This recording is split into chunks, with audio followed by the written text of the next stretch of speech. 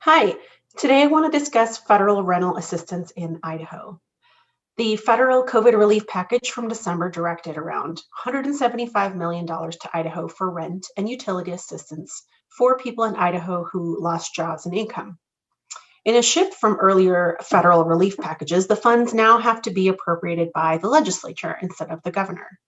The legislature is delaying disbursement of the funds while it decides how much to send out and how. So, is 175 million in rental assistance too much, just enough, or not enough?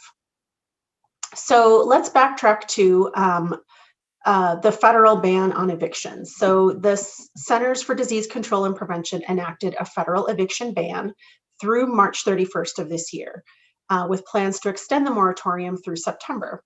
So this helps keep people housed. But according to census data collected in December, about 1 in 10 Idaho adults in renter households have fallen behind on rent. So this affects bottom lines for landlords, property managers, who in turn keep current on mortgages.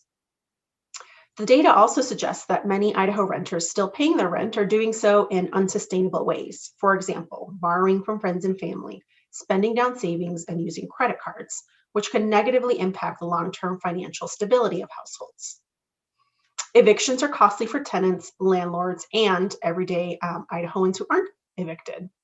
According to the National Low Income Housing Coalition, estimated costs associated with eviction related homelessness include emergency shelter, emergency medical care, inpatient medical care, foster care, and juvenile strategies. So estimates suggest that all of these costs combined could cost the state between 172 million to 412 million without adequate rental use assistance.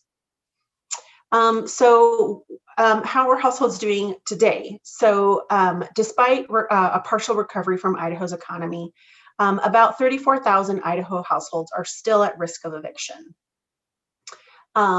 Renters are currently far behind on anywhere between $75 million to $103 million total on rent.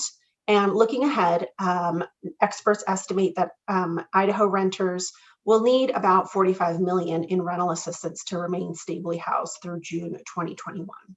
So that means on the lower cost end of things, assistance somewhere between 118 million upwards to about 150 million may be needed just to keep folks housed through the middle of this year, which is a long way towards the 175 million that Idaho has been allocated.